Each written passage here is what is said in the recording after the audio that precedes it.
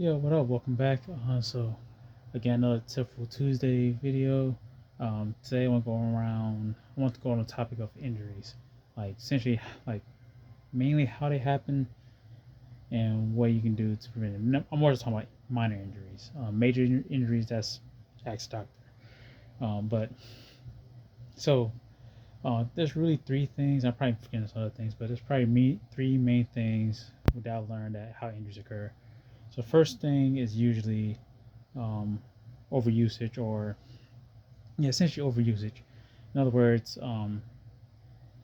can be from overtraining, muscle imbalances, like maybe one muscle is stronger than the other, so it's overcompensating for something.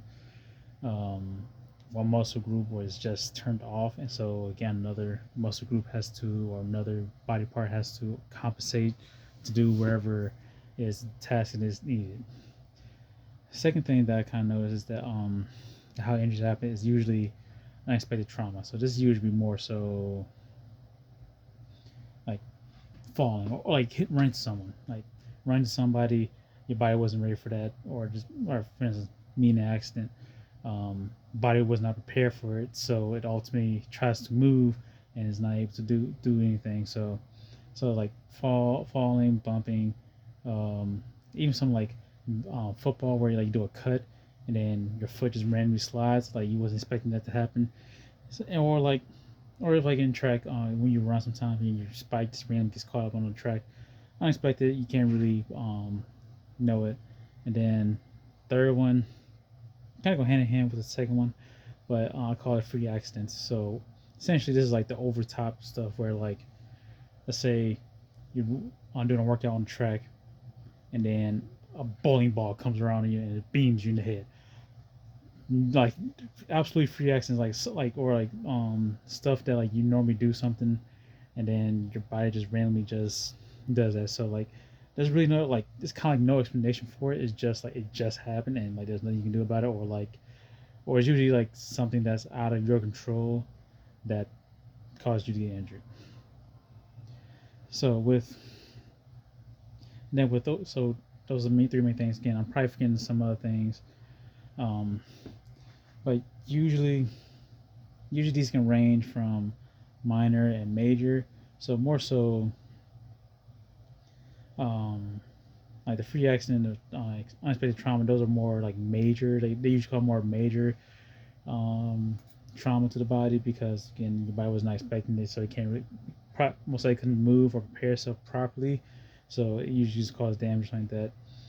But usually like the overusage and the overtraining. Oh my god, I remember the fourth one. The fourth reason essentially why people get injured is usually um, lack of recovery. So, and that kind of goes hand in hand with the overusage. Um, but yeah, so like with unexpected trauma and freak accidents, again, there's nothing really you can do about it. Like this is something that kind of happens. But my main one to talk about is like the overusage and the recovery. Um, those two things are the main, or like the most common reason why people get injured.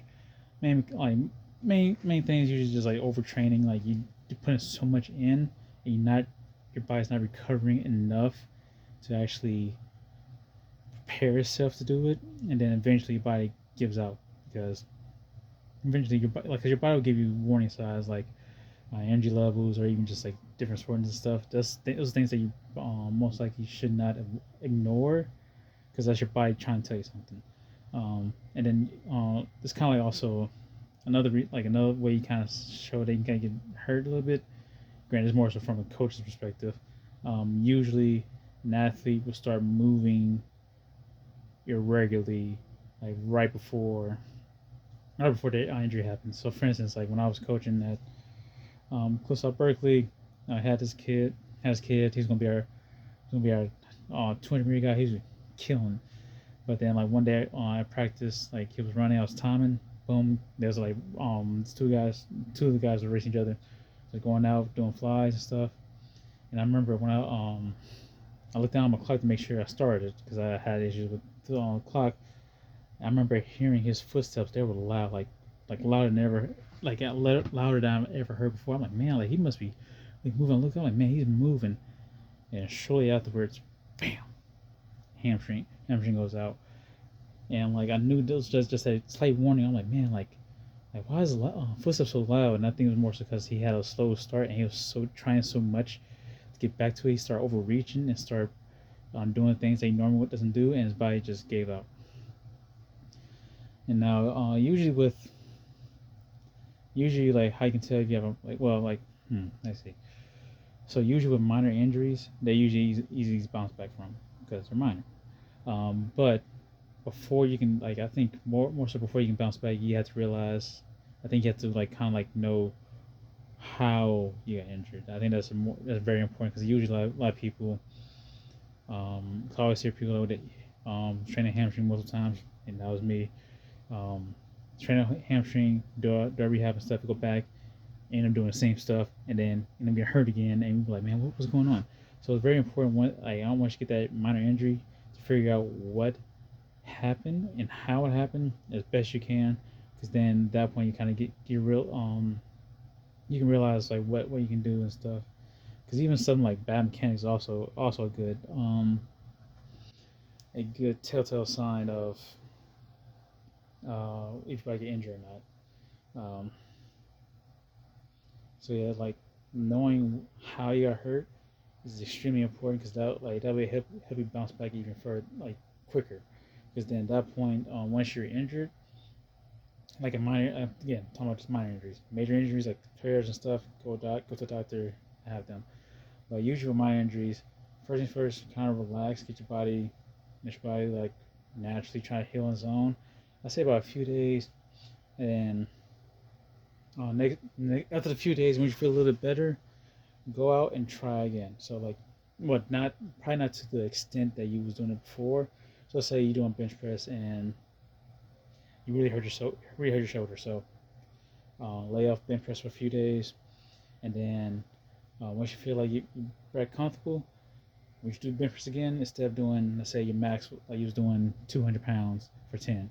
So instead of doing 200 pounds for 10, try like 135 for 10. See how it feels, because you gotta know where you're at. Because that's another thing too. Like movement is medicine. So like you don't want to completely stop moving and stop doing what you've been doing just for a little minor injury. Major injury again, different story. But minor injuries, do some you can because you can train other like you can train aspects of differently. So for instance, like with track, usually when you have a minor injury, one of the main things you do is cross train. You're on like the bike, you're on a elliptical or something like that, and you go at it. Because then at least at that point, once you get back to running track, like get back on the track and running track again, your heart is still healthy. Your heart can still pump, and you still essentially be in shape. But if you don't do anything for my injury, then you come back a few weeks later, you're gonna start back from square zero because you haven't done anything.